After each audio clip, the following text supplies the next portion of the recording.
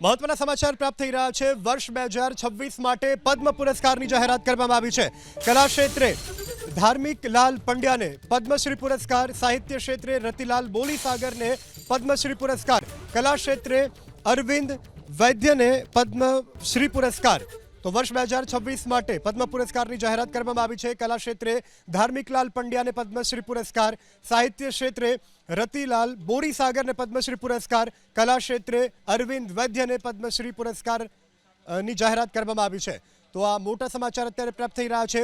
પદ્મ પુરસ્કાર, પદ્મશ્રી પુરસ્કારની જાહેરાત કરવામાં આવી છે, ત્યારે વર્ષ 2026ના આ પુરસ્કારોના નામની યાદી કલા ક્ષેત્રે ધાર્મિકલાલ પંડ્યા, સાહિત્ય ક્ષેત્રે રતિલાલ બોરીસાગર અને કલા ક્ષેત્રે અરવિંદ વૈદ્યને પદ્મશ્રી પુરસ્કાર।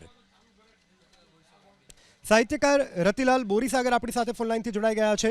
રતિલાલજી, પ્રથમ આપને અભિનંદન। કેવી ખુશીની લાગણી આપ વ્યક્ત કરી રહ્યા છો? એટલે સાહિત્યની સેવા આટલા વર્ષોથી ચાલી રહી છે, એની રાષ્ટ્રીય સ્તરે સ્વીકૃતિ થાય એનો આનંદ સ્વાભાવિક રીતે થાય, એટલે એવો આનંદ અનુભવું છું।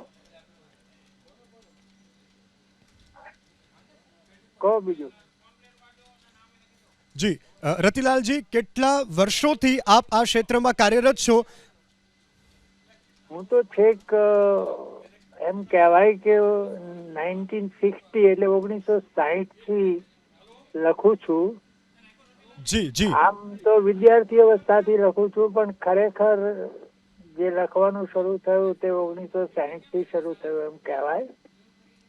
જી અને મારું એક છેલ્લું પુસ્તક છે નહીં લેવાયેલો ઇન્ટરવ્યુ, એમાં મારા બધા જ પુસ્તકોની યાદી આપી છે। એટલે મારા 14 હાસ્યરસના પુસ્તકો છે, એક અંગત નિબંધોનું છે, બાકીના સંપાદનોના વિવેચનના ઘણા પુસ્તકો છે। જી, કેટલી ખુશીની લાગણી આપ વ્યક્ત કરી રહ્યા છો રતિલાલભાઈ? હા, જરૂર। રાષ્ટ્રીય સ્તરે આપણા કામનો સ્વીકાર થાય એટલે સ્વાભાવિક આનંદ થાય જ। જી બિલકુલ રતિલાલભાઈ, એબીપી અસ્મિતા સાથે જોડાવા બદલ, વાતચીત કરવા બદલ આભાર। તો આ 2026ના પદ્મ પુરસ્કારની જાહેરાત કરવામાં આવી છે, જેમાં કલા ક્ષેત્રે ધાર્મિકલાલ પંડ્યાને પદ્મશ્રી પુરસ્કાર, સાહિત્ય ક્ષેત્રે રતિલાલ બોરીસાગરને પદ્મશ્રી પુરસ્કાર, કલા ક્ષેત્રે અરવિંદ વૈદ્યને પદ્મશ્રી પુરસ્કાર। તો આ મોટા સમાચાર પ્રાપ્ત થઈ રહ્યા છે। કલા ક્ષેત્રે ધાર્મિકલાલ પંડ્યા, સાહિત્ય ક્ષેત્રે રતિલાલ બોરીસાગરને પદ્મશ્રી પુરસ્કાર, આ 2026 પદ્મશ્રી પુરસ્કારની જાહેરાત કરવામાં આવી છે। કલા ક્ષેત્રે અરવિંદ વૈદ્યને પદ્મશ્રી પુરસ્કાર, રાષ્ટ્રીય ક્ષેત્રે આ કલાકારોના સન્માનને લઈ તેઓ ખુશીની લાગણી અત્યારે વ્યક્ત કરી રહ્યા છે। સ્વર્ગીય અભિનેતા ધર્મેન્દ્રને મરણોપરાંત રતિલાલ બોરીસાગર અને નિલેશ માંડલવાલાને એબીપી અસ્મિતા સાથે સન્માન કર્યું હતું। સતીશ શાહને પણ પદ્મશ્રી પુરસ્કાર, કલા ક્ષેત્રે ધાર્મિકલાલ પંડ્યાને પદ્મશ્રી પુરસ્કાર। રમકડું મને ક્યાંય પહોંચાડી દીધું છે, અત્યારે છે ભારત સરકાર પાસે પહોંચાડી દીધું, સમજ્યા। આજે હું ખૂબ આ નરેન્દ્રભાઈ જે આજ મને જે રાજી કર્યો છે, આજે મારી પાસે કોઈ બોલવાના કોઈ શબ્દ નથી કે મને એટલો રાજી કર્યો કે મારી જિંદગીની સફળતા પૂરી કરી દીધી ભગવાને। અને ભગવાન પાસે હું મોટો પાર માનું છું, નરેન્દ્રભાઈનો, અમિત શાહનો, બધા જે છે એનો આભારી છું।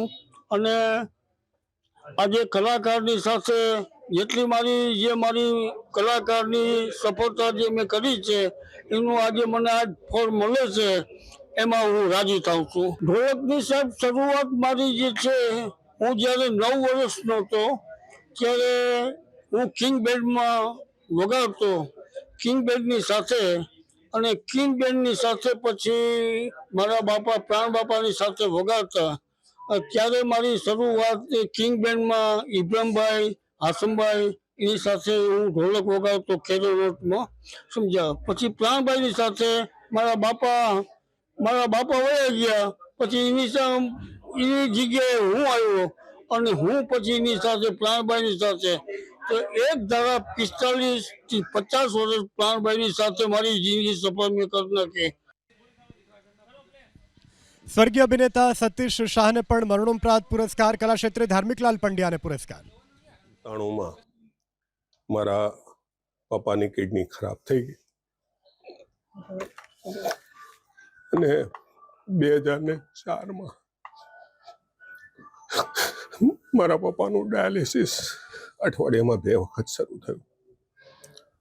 મેં અને મારા ભાઈએ બંને મારા પપ્પાને અમારી કિડની આપવાની વાત કરી હતી. મારા પપ્પાએ કીધું કે તમારી ઉંમર નાની છે તો હું ડાયાલિસિસ પર જ રહીશ. હું મારા પપ્પાને અઠવાડિયામાં 2 વખત હોસ્પિટલમાં ડાયાલિસિસ માટે લઈને જતો અને ડાયાલિસિસની શું પીડા હતી હું તો સમજતો જ હતો. કારણ કે ડાયાલિસિસથી વ્યક્તિને ક્વોન્ટિટી લાઈફ મળે, ક્વોલિટી લાઈફ ન મળે. અને જ્યારે ત્યાં ડાયાલિસિસ સેન્ટરમાં જોતા કે ખૂબ નાની ઉંમરના વ્યક્તિઓ પણ ડાયાલિસિસ કરાવવા આવી રહ્યા હતા, તો આ લોકોને નવું જીવન કેવી રીતે મળી શકે એ બીજ ત્યાં ડાયાલિસિસ સેન્ટરના વેઇટિંગ રૂમમાં રોપાયું. અને 2005માં 4માં હું જ્યારે ચેમ્બરમાં ઓનરરી સેક્રેટરી હતો ત્યારે ઇન્ડિયા રિનલ ફાઉન્ડેશનના ચેરમેન શ્રી ચિરુભાઈ શાહ ચેમ્બરની મુલાકાતે આવ્યા હતા અને એમણે મને એમની સાથે અનૌપચારિક વાતચીતમાં કિડની વિશેની અમારે ચર્ચા થઈ. ચિનુભાઈએ કીધું કે નિલેશભાઈ તમે અમારી સંસ્થામાં જોડાઓ. હું એમની સંસ્થામાં એમણે મને એડવાઇઝરી બોર્ડમાં લીધો. એમની સંસ્થા કામ કરી રહી હતી પ્રિવેન્શનને ઉપર કે કિડની ખરાબ ન થાય એના માટે શું કરવું જોઈએ. પરંતુ મારું મિશન હતું કે જે બ્રેઇન ડેડ વ્યક્તિ છે, જે લોકોની કિડની ખરાબ થઈ ગઈ છે, એને ક્વોલિટી જીવન કેવી રીતે આપી શકાય. એટલે મેં સુરત શહેરના દરેક આયુષ્યોના સંપર્ક કરવાના શરૂ કર્યા. સુરત શહેરના ન્યુરોસર્જન, ન્યુરોફિઝિશિયનના સંપર્ક કરવાના શરૂ કર્યા અને એ લોકોને જણાવ્યું કે જ્યારે પણ આ કોઈ બ્રેઇન ડેડ પેશન્ટ આવે તો એની જાણકારી અમને આપવામાં આવે. 12 જાન્યુઆરી 2006ને દિવસે સુરતની અશક્તાશ્રમ હોસ્પિટલમાં જગદીશભાઈ શાહ નામના વ્યક્તિ બ્રેઇન ડેડ થયા. શહેરના ન્યુરોસર્જન ડૉક્ટર